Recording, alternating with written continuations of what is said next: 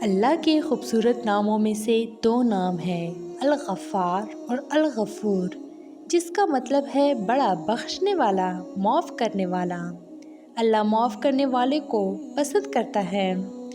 اللہ کو سزا دینے کا کوئی شوق نہیں۔ اللہ آپ کے گناہ معاف بھی کرتا ہے اور دنیا سے بھی چھپاتا ہے۔ ایسے کتنے گناہ ہیں جو ہم اکیلے میں کرتے ہیں، جس کی کسی کو خبر نہیں ہوتی سوائے اللہ کے، لیکن اللہ پھر بھی آپ کے گناہوں کو دنیا کے سامنے نہیں لاتا، بلکہ اللہ تو اس انتظار میں رہتا ہے کہ کب آپ اپنے گناہوں کی معافی مانگ لیں اور اللہ آپ کے سارے گناہ ایسے مٹا دیں کہ آپ نے کبھی کیے بھی نہ ہوں۔ کئی لوگ بہت مایوس ہو جاتے ہیں کہ میں نے اتنے بڑے بڑے گناہ کیے ہیں، اللہ کو کیا منہ دکھاؤں۔ یہ شیطان کی ایک چال ہے، کیونکہ وہ جانتا ہے کہ اگر آپ نے اللہ سے اپنی گناہوں کی معافی مانگ لی تو اللہ آپ کو فوراً معاف کر دے گا۔ اللہ کی رحمت سے کبھی بھی مایوس نہ ہوئیے گا۔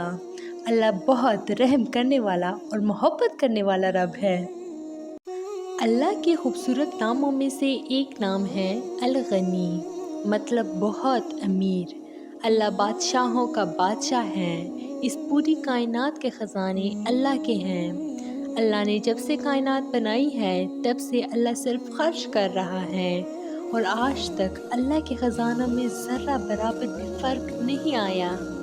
ساری کائنات اللہ کی محتاج ہے اور اللہ کسی کا محتاج نہیں۔ کتنے بادشاہ آئے اور چلے گئے، کوئی اپنے ساتھ اپنی دولت نہیں لے کر گیا۔